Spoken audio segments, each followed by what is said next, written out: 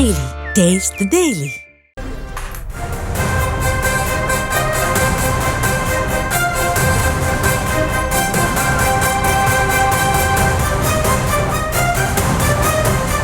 கோவை உப்பிலிப்பாளையம் மேம்பாலம் ரவுண்டானாவில் அதிகாலையில் LPG gas tanker lorry ஒன்று கவிழ்ந்தது.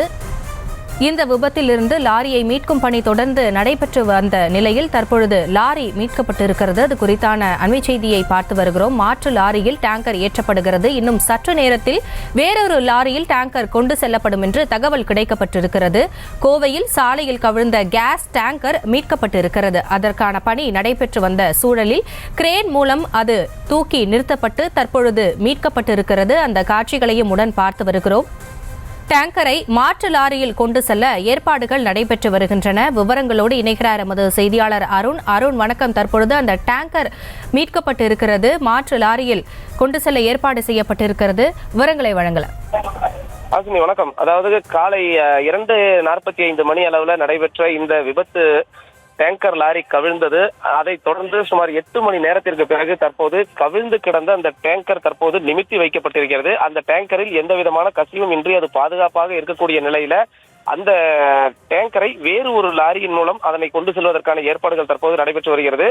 இந்த சூழல்ல ஏற்கனவே விபத்துக்குள்ளான அந்த லாரி அதாவது அந்த மீட்பு வாகனம் மூலமாக இழுத்து செல்வதற்கான ஏற்பாடுகள் செய்யப்பட்டிருக்கிறது. அதே போன்று மாற்று லாரி கொண்டு வந்து நிறுத்தப்பட்டு அந்த டேங்கரை இந்த புதிய லாரியோடு இணைத்து அதனை ஏற்கனவே திட்டமிட்டபடி கோவை காந்திமதி நகர் பகுதியில் இருக்கக்கூடிய அந்த பாரத் பெட்ரோலியம் கேஸ் நிறுவனத்திற்கு கொண்டு செல்வதற்கான ஏற்பாடுகளை தற்போது செய்து வருகிறார்கள். இருப்பினும் ஏற்கனவே அந்த டேங்கரில் இருந்து அந்த லாரிக்கான இணைப்பு ஏற்கனவே துண்டிக்கப்பட்டிருந்தது. அந்த துண்டிக்கப்பட்ட அந்த இணைப்பை சரி செய்யக்கூடிய பணியில தற்போது இந்த தொழில்நுட்பவியலாளர்கள் ஈடுபட்டு வருகிறார்கள்.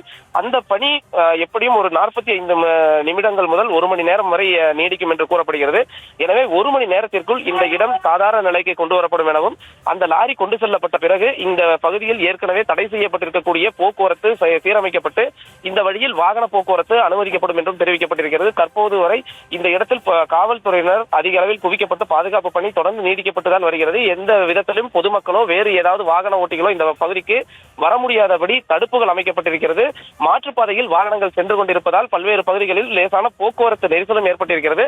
போக்குவரத்து நெரிசல் எந்த வகையிலும் இருக்கக்கூடாது என்பதற்காக தனியாக போக்குவரத்து காவல்துறையினர் மற்றும் சட்டம் ஒழுங்கு காவல்துறையினரும் இந்த போக்குவரத்து பணிகளில் ஈடுபட்டு போக்குவரத்தை சீரமைக்கக்கூடிய பணிகளில் ஈடுபட்டு வந்திருக்கிறார்கள். விவரங்களுக்கு நன்றி அருண்.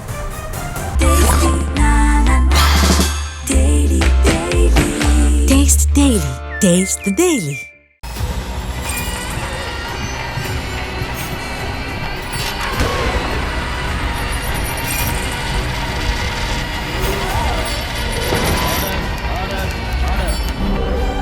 நிகழ்தகவு குற்றங்களின் மறுபரிமாணம் நாள்தோறும் இரவு 10 மணிக்கு இணைந்திருங்கள் நமது நியூஸ் தமிழ் தொலைக்காட்சியோடு.